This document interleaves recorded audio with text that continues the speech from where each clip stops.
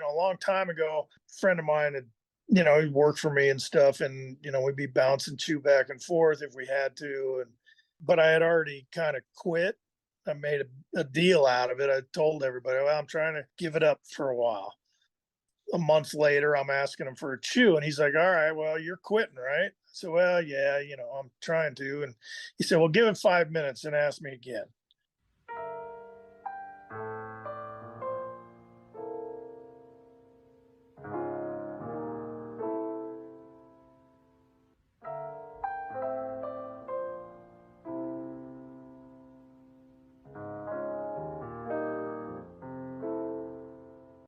Hello, and welcome to the Stay Free Forever podcast, episode 11.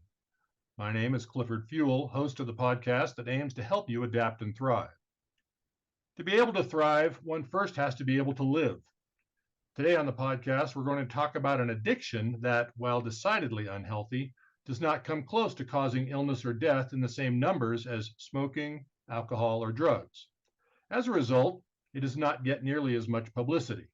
We're going to talk about smokeless tobacco, usually called chewing tobacco or just chew. My guest today is 66-year-old Steve Francis Fontanini, a longtime resident of Hoback Junction, Wyoming, who runs his own metal shop and who has chewed tobacco off and on since age 12. Steve is an artist and blacksmith and all-around good hand, as they say in these parts. Steve was born and raised in Burbank, California, the second eldest among 4 sisters. Steve's mom, Grace, was a homemaker, and his dad, also Steve, 91, was a photojournalist for the Los Angeles Times, who still enjoys making pictures in and around his home in nearby Jackson. As a youth, Steve excelled at baseball. He was a popular leader on his Little League and high school teams, a strong infielder with a great arm and a keen eye at the plate.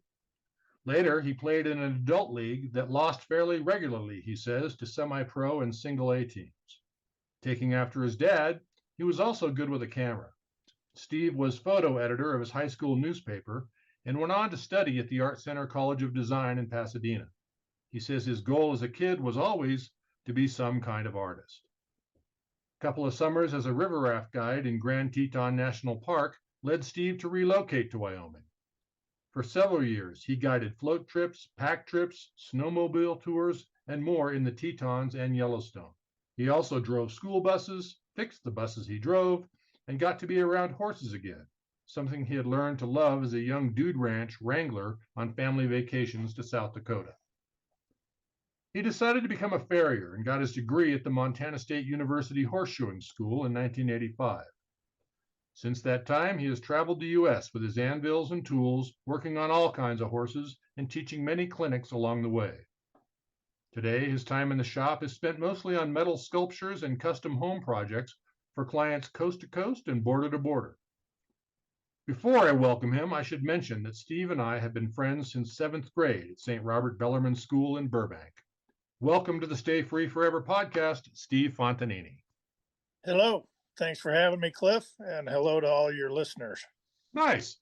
This is something that I appreciate you agreeing to do because it's not like I'm running out of addictions to cover, but I see it enough. Wyoming is the leading state for tobacco chewing in the United States. It's like 10 times more than the next closest one, which is West Virginia. Really? Yeah. I want to get to that, but first I want to talk a little bit about you. Even though we've been friends for 60 years almost, some surprises showed up in your pre-podcast questionnaire. When I asked who you look up to, who did you look up to, you said Tom Wolfe, Paul Gilroy, and Dave Robertson, in addition to your parents. Talk about any one of those. Some of these people are from, when we were kids, and some were not. Dave Robertson was a Marine. He got blown up a couple of times in Vietnam, and I just learned a lot of stuff from him in life, and a lot about baseball, playing baseball. And he was my coach, too, for one season. He was a stellar guy. Very nice, very fair, didn't yell. Yeah, fair and very honest and very fair was a big deal to me back in those days as well. So that was early on, and others, I can't remember who's on the list all of a sudden, but Paul Gilroy. Gilroy, yeah. Well, I learned a lot about horses from Gilroy. As harsh a individual as he can be, a little short Irishman. He was a handy son of a gun, and I kind of get choked up talking about some of this stuff. I don't know why. I learned a lot of stuff from that son of a bitch, you know.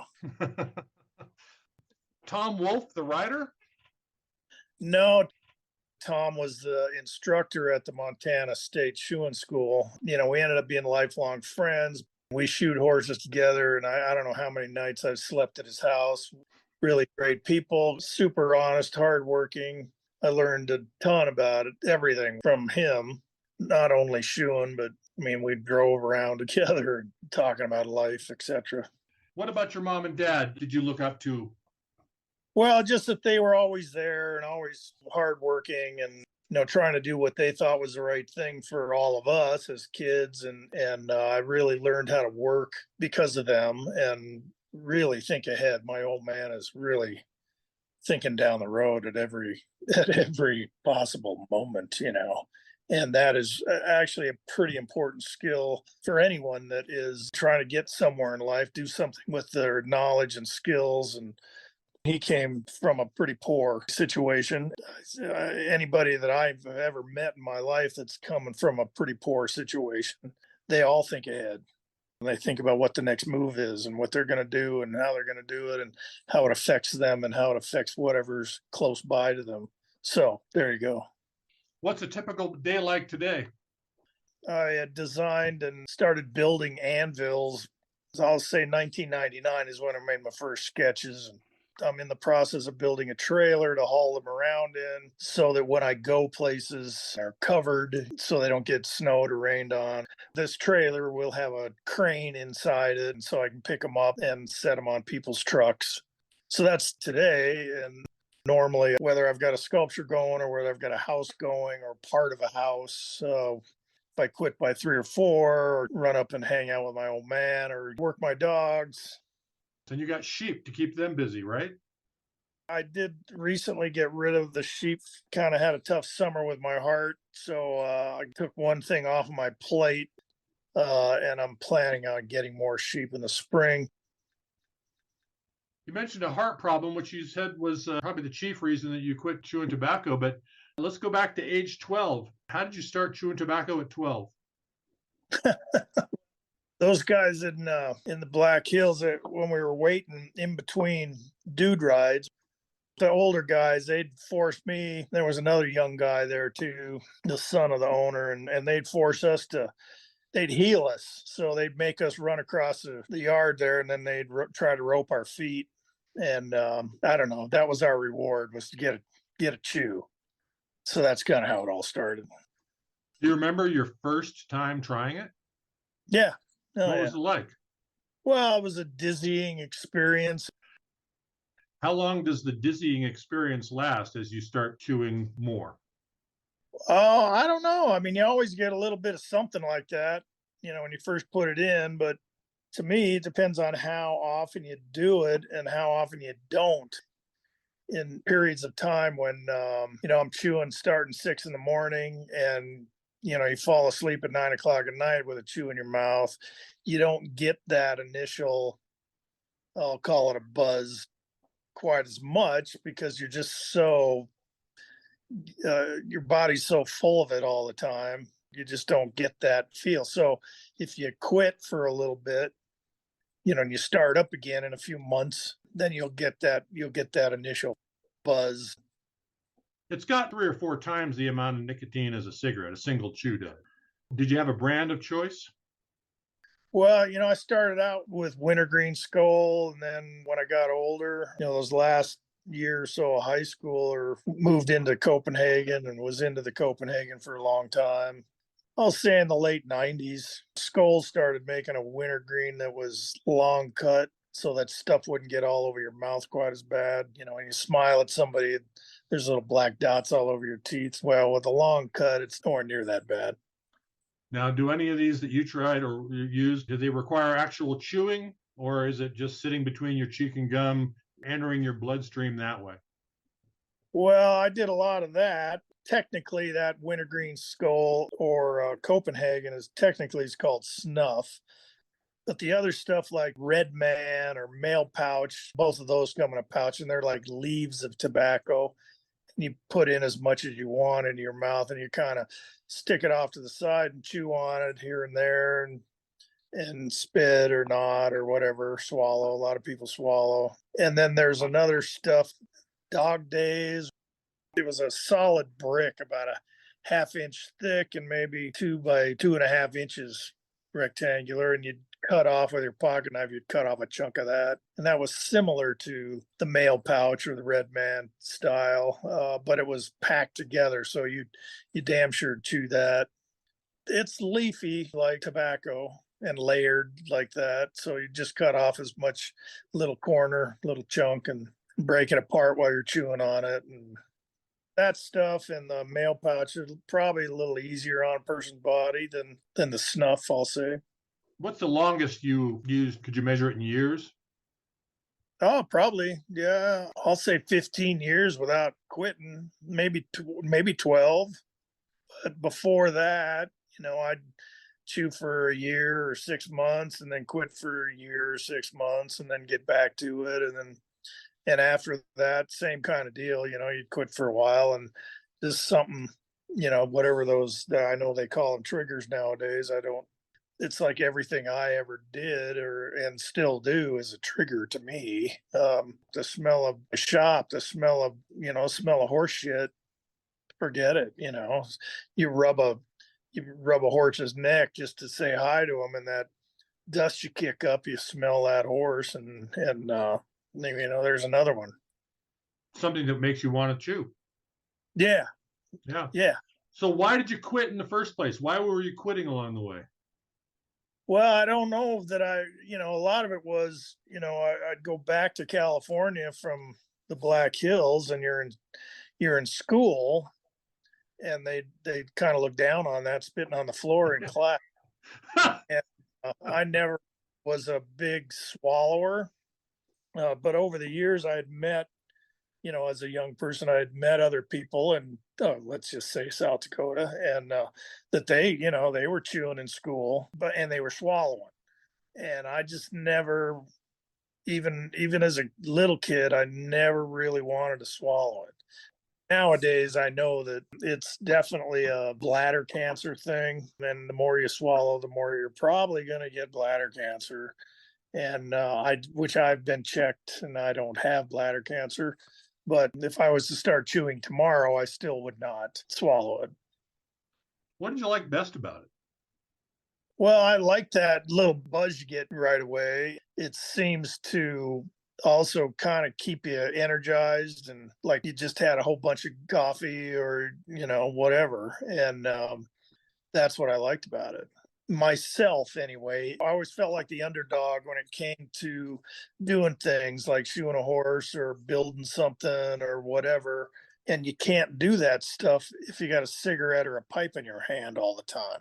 You're running behind, it seems to me. Now, I have worked with people that smoke, carpenters, etc., that just constantly have a cigarette in their mouth and they're working all the time, but you're not enjoying that. At least I didn't think so. But you put a chew in, you can still get some work done, and you can still kind of enjoy the tobacco. What about the social aspects of it? Is there some sort of camaraderie among chewers?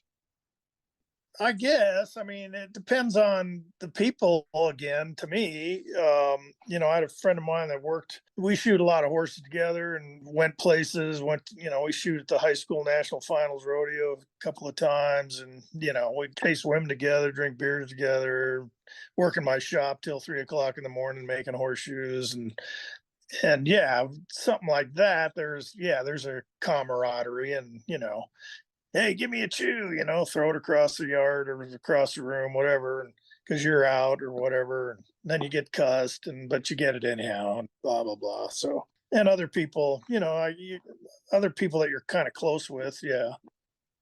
What about interacting with women in chew? How do they respond to it? I mean, what are some responses you've had from women over the years? Well, I've dated, I don't know how many women that chewed. I was married to a woman that chewed. And I remember This woman I dated for a while, I'd spit out a big hunk of chew and get the big kiss goodnight, and then throw it back in as soon as she jumped out of the truck. So whatever, if they can, they got to put up with cigarettes, which is, really and truly, which is worse. In my mind, cigarettes are much worse because if, you light up a cigarette, it affects everybody around you.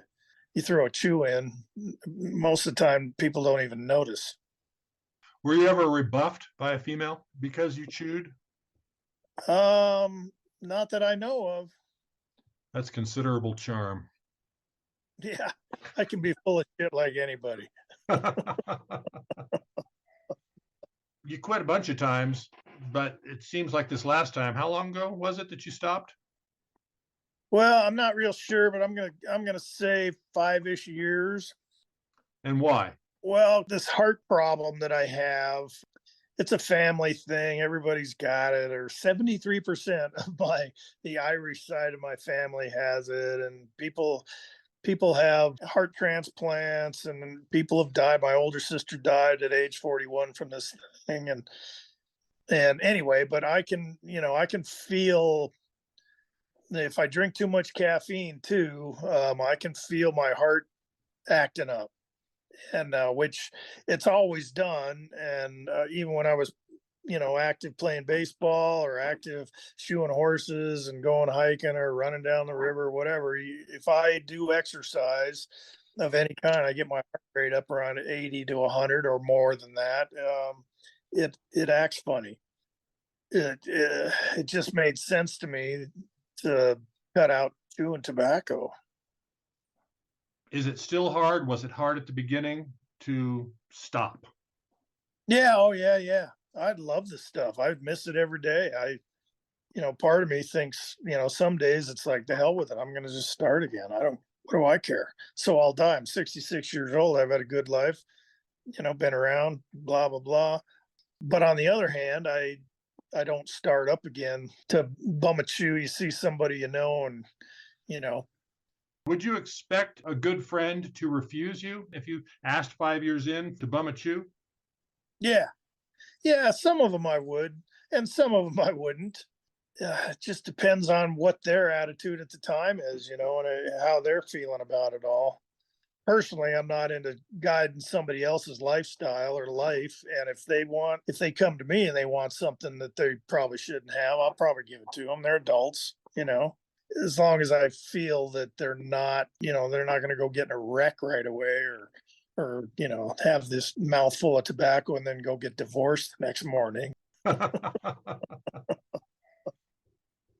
You mentioned the triggers. You said there's a lot of them. How do you deal with the triggers? Well, I just try to ignore them. A long time ago, a friend of mine had, he worked for me and stuff, and we'd be bouncing chew back and forth if we had to. But I had already kind of quit. I made a deal out of it. I told everybody, well, I'm trying to give it up for a while. A month later, I'm asking him for a chew, and he's like, "All right, well, you're quitting, right?" I said, "Well, yeah, I'm trying to." And he said, "Well, give it 5 minutes and ask me again." So 5 minutes goes by, you're in the middle building something or whatever you're doing, and you just forget about it. So that's a pretty good way of dealing with something like that.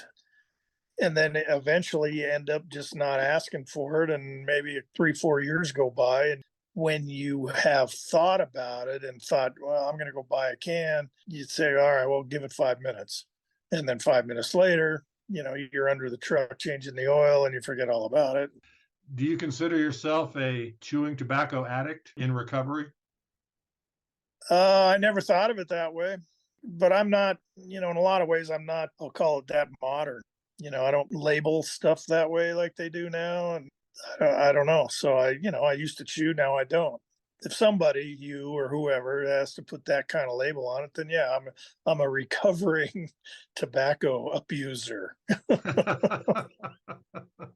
whatever that's worth. Well, yeah. All right. So you've got 6 nieces and nephews. What's the age range there? My sister's kid, I'll call her 45. And then my other sister's youngest son is He's got to be 30 anyhow. Okay, so they range from 30 to 45. All right, so Yes. if they had kids and you're their great uncle and they told you they were chewing with their friends at school or they were thinking about it, what would you tell them? Oh, I'd probably tell him, you ought to think about that for a bit and maybe not do it, or do it enough to be cool with him and to say you did, and but don't do it to where you get past feeling sick, because that's usually what is the first thing most people get is they start feeling sick right then and there. That's what I'd tell them if they ever came to me about that. What have your dental visits been like over the years? They've been fine. I've had a cavity or two here and there, but I haven't had any problems related to chewing tobacco. And maybe it's luck. Somebody else could have run the same exact chewing tobacco gauntlet that I have, and their teeth are falling out, or their jaws dropping off, or so you just don't know. Yeah, it is a game of roulette in that respect. Although I was talking to my dentist the other day, and he said that he sees a lot of people who chew who experience bone loss in their jaw, which makes their teeth loose and they lose teeth. And the ones who get cancer, it's a really fast acting cancer. Not that many people get it. He said 1 in 10,000 gets oral cancer. But once you get oral cancer, he says it's swift and mean and ugly. Are you familiar with the baseball player Rick Bender? No. At 25, he noticed he had a small lesion on his tongue. And he thought it was a canker sore, and so he ignored it, went back to the doctor, and it still was there. It turned out to be oral cancer. Long story short, he lost half of his tongue. They took out his whole lower jaw, and he now travels around and gives speeches. From the mustache up, he looks like a normal guy. Down below, it's like his whole neck has been sort of squeezed into a funnel. He's really articulate about how these tobacco companies market to kids, and they're relentless in it because that's the growth market for them. Oh, I'm sure it is. And because the kids are, they're going to see their favorite baseball player or rodeo star or whoever putting a chew in, and they're all going to want to do it. And yeah, I remember reading a similar story. I don't remember the kid's name, but it was just a random person. And then it got in some magazine. He was 17 or something like that, and they took his lower jaw out. That didn't deter me back in those days, but probably just best stay away from it. It's like smoking. I never smoked, and except for experimentally, and the same thing with chewing. Just stay away from it is probably the best thing to do.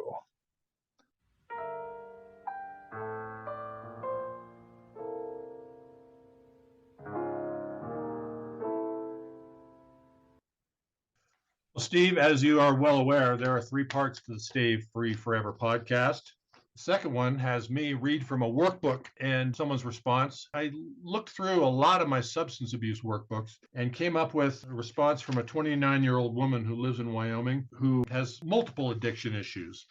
There are a couple of questions that jumped off the page at me. I'd like to read them to you and get your thoughts, all right? Okay. The workbook reads, hopelessness is a feeling that things will never change. Helplessness is a sense of being unable to change things. The question goes, have you ever felt hopelessness in your life? She wrote, yes. I've hit rock bottom more than once. The other question, have you ever felt helplessness in your life, and explain? She wrote, yes. I let my addictions get the best of me. I never thought it could happen to me, and it did. I guess I've felt hopelessness before, not in regards to tobacco, just probably in regards to living around here and being broke and not having enough money, and the winter's still here and stuff like that. So nothing that I would call as serious as a substance problem. I had both of those in those situations when things weren't going real well or things were blowing up, but never in a substance abuse situation. Because I believed in myself that I've just never been that out of control with it. You've always struck me as someone who is very much in control. I wrote that in your introduction that you were a positive leader on the baseball team because it's not like you sought the job, but people used to ask you stuff. How do I do this? And I used to ask you, how do I hit better? How do I feel better? How come I'm afraid of the ball? Where do you suppose that comes from?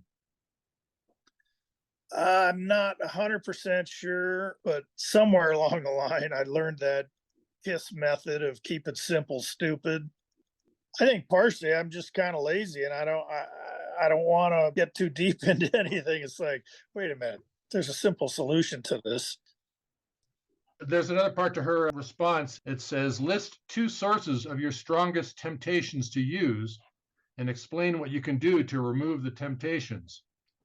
So her 2 temptations were 1, being around it, 2, being offered it. Well, there's reality for you. You know, if I'm somewhere, there's a couple of people that are going to offer it to me. I know they will. And 99% of the time I turn them down. But again, we're talking about tobacco versus, whatever, heroin or meth or some of these other things that, I'm just too scared of to even be in the same room with. Her solution for being around it was leave, keeps me from potentially using. And when someone would offer it, decline and tell them respectfully that I'm in recovery. That's not what you do, is it? No, that's not what I don't leave. I just say no and then sit there and, whatever the activity is that we're doing. I just say, no, thanks. And then move on.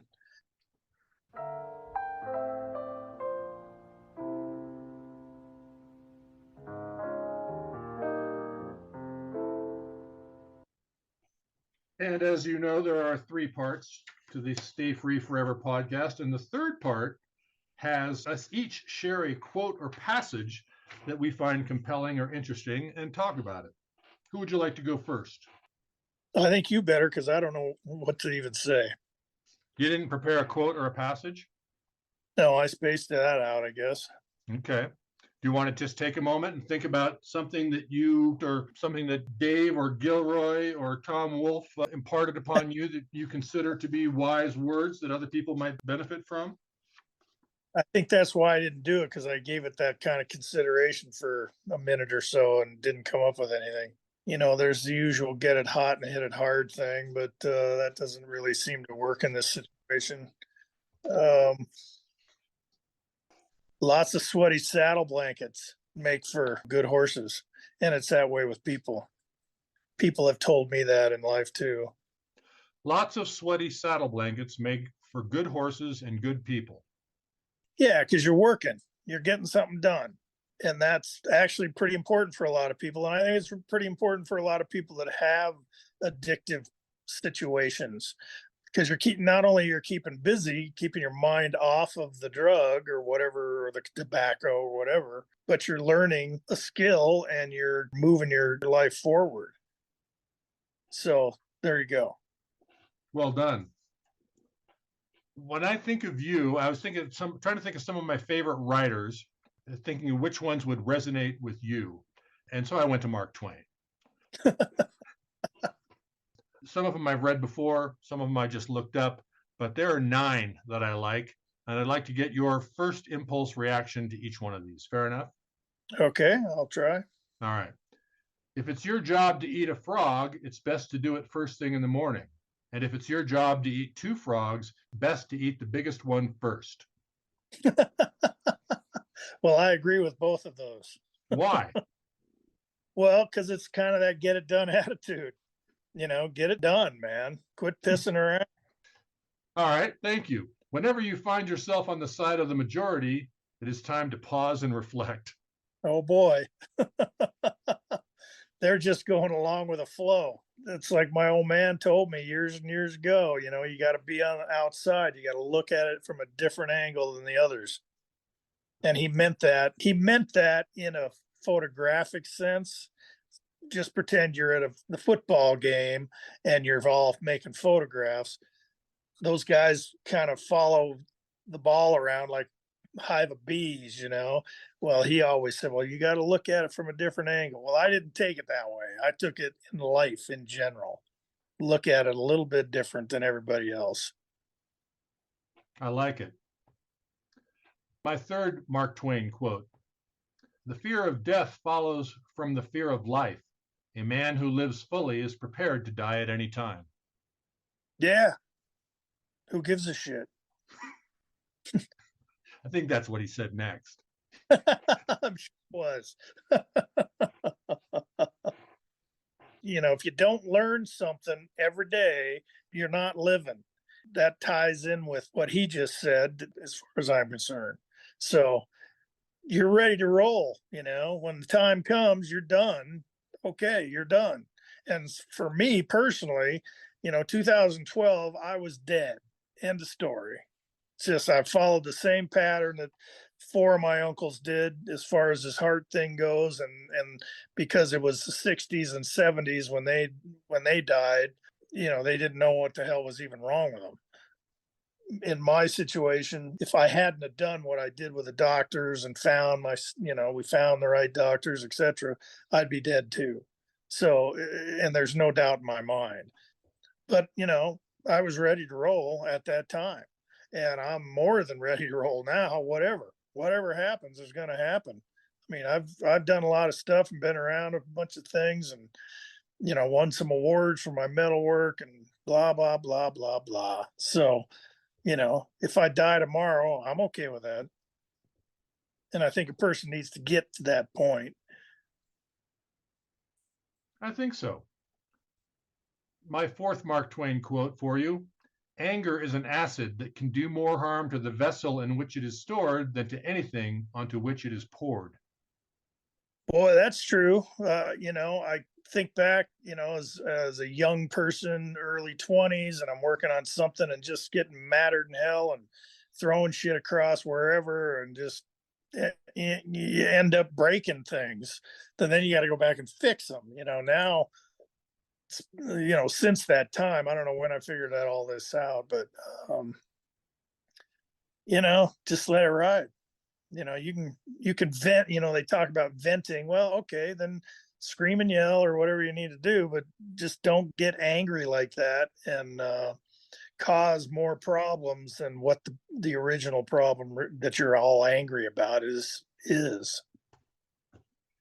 You're reminding me of something you told me, I don't know, a few years ago. We were talking about hard liquor. I asked you why you didn't join me and my brother-in-law, or at that time soon to be brother-in-law, in a drink of whiskey. And you said, because when I drink whiskey, I tend to get a little pointy in the chesty. What did you mean by that? Well, I get to be a dickhead and I start poking people in the chest. And generally, they're people that are bigger than me, which, of course, isn't a big deal because I'm not very big. And I don't really want to be that way. Letting the anger, letting the jerk come out at me. And I just don't need to do that.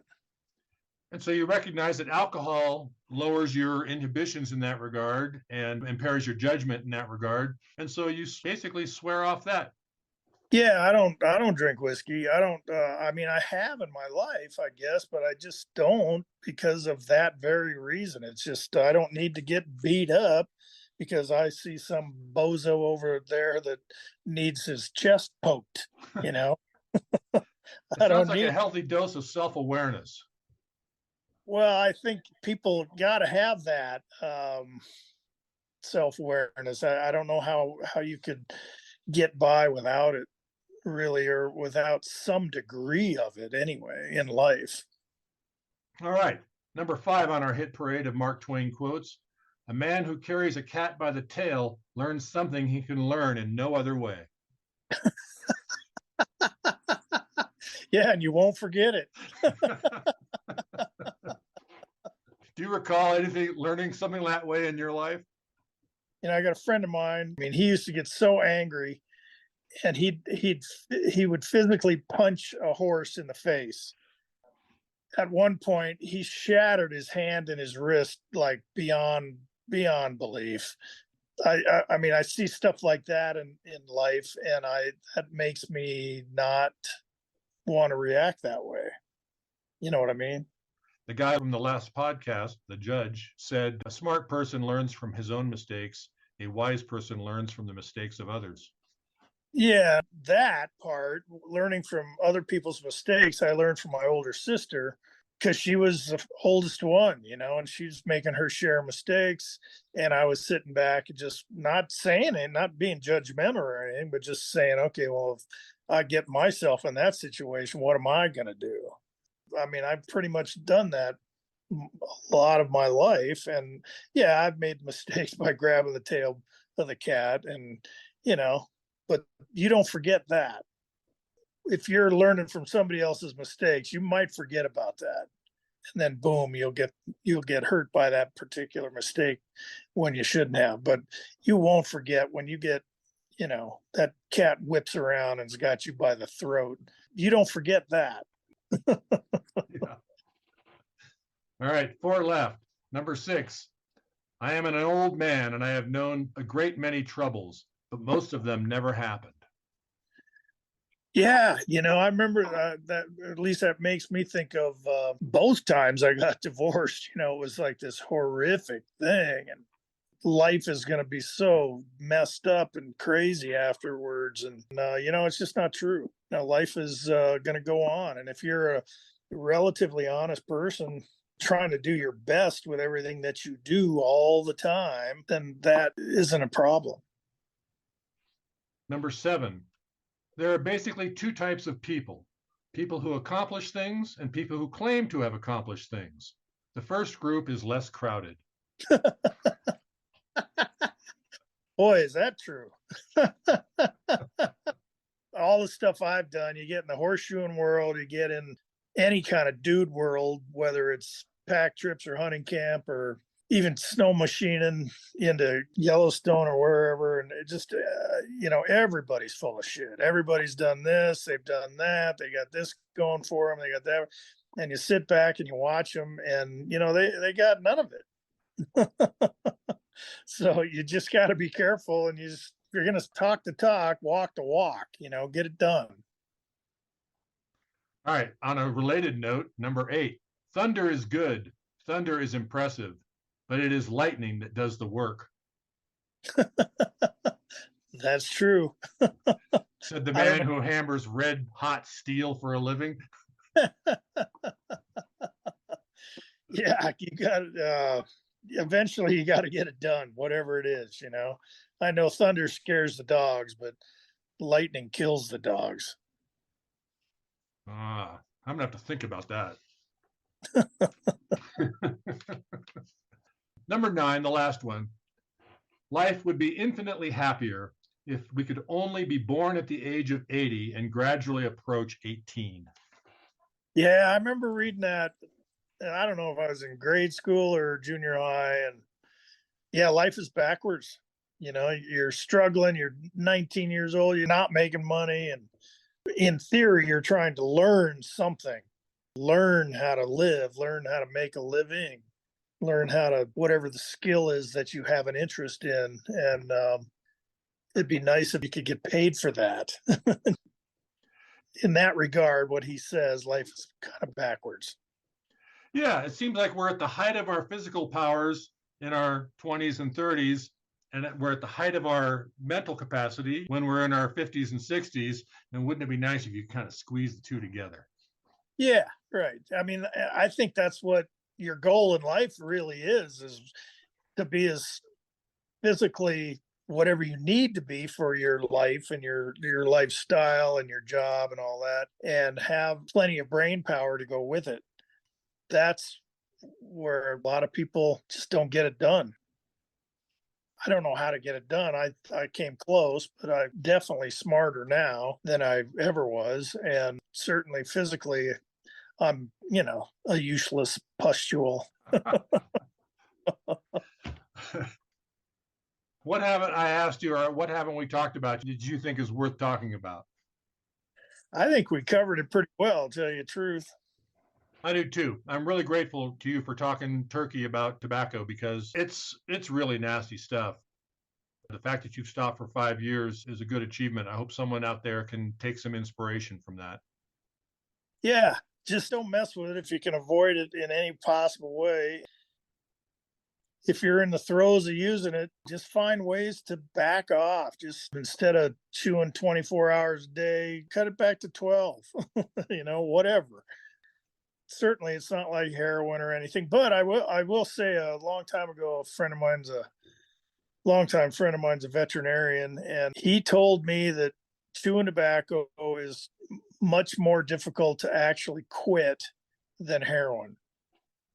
Find a way. Back off. Start out by backing off, because the triggers, you're not going to change your life. You're just not. People don't do that. Years ago, I had a chiropractor. I've had back problems a long time. Chiropractor told me to quit my job as a farrier, and I just couldn't believe he'd even say that to me. And I, of course, never did. But you just have to find out how to work through it all so that you're not damaging yourself. So, and with tobacco, same thing. And if you're a drug person, just keep cutting back. Just cut back, and then a year later cut back even more, and eventually maybe you'll get a really good handle on it and can just stop totally. That sounds like good advice. Thank you, Steve. I really appreciate your taking the time to do this. I know you're a busy fellow. I appreciate it. Okay. And say hi to your dad for me. Sounds good. Drive safely.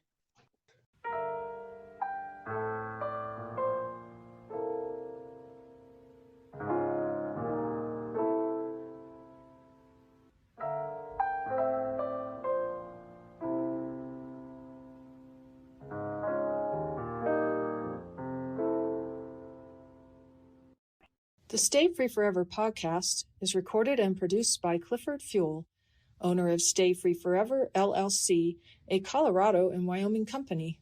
Stay Free Forever provides adult and youth life skills courses via both e-learning and mailed workbooks, plus Zoom classes for any age group. Our theme music was composed and performed by James Benjamin Fuel. Editing and technical assistance are provided by Mary Tulin. My name is Molly Moore. For more information, go to stayfreeforever.com or email clifford@stayfreeforever.com.